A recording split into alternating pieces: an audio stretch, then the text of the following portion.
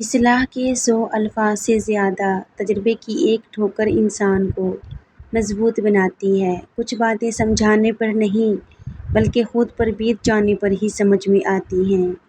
جو آپ کی برائی کرتا ہے کرنے دیں، کیونکہ برائی وہی کرتا ہے جو آپ کی برابری نہیں کر سکتے۔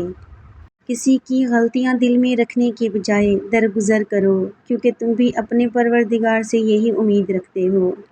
اگر سجدہ نہ ہوتا نا تو ہم ان تمام دکھوں کی وجہ سے مر جاتے جن کو ہم اللہ کے سوا کسی سے نہیں کہہ سکتے۔ رشتے دل سے بنتے ہیں، باتوں سے نہیں۔ کچھ لوگ بہت باتوں کے بعد بھی اپنے نہیں ہوتے اور کچھ خاموش رہ کر بھی اپنے بن جاتے ہیں۔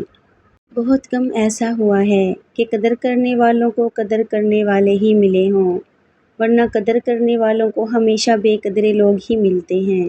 اگر آپ کا دماغ ہر وقت سوچوں میں الجھا رہتا ہے، اگر آپ چھوٹی چھوٹی باتوں کو لے کر پریشان ہو جاتے ہو، تو آج میں آپ کو حضرت علی رضی اللہ تعالیٰ عنہ کی وہ حکمتیں بتاؤں گی جو انسان کے دل سے پریشانی ختم کر دیتی ہیں اور سکون واپس لے آتی ہیں۔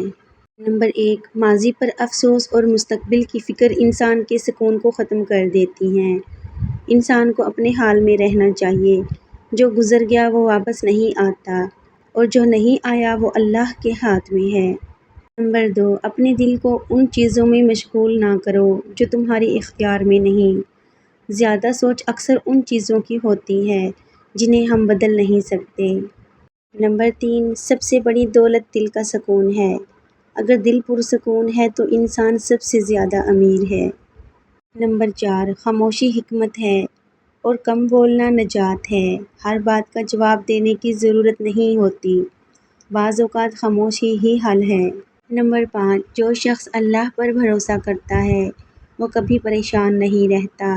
جب دل اللہ کے سپرد ہو جائے تو سوچوں کا بوجھ کم ہو جاتا ہے۔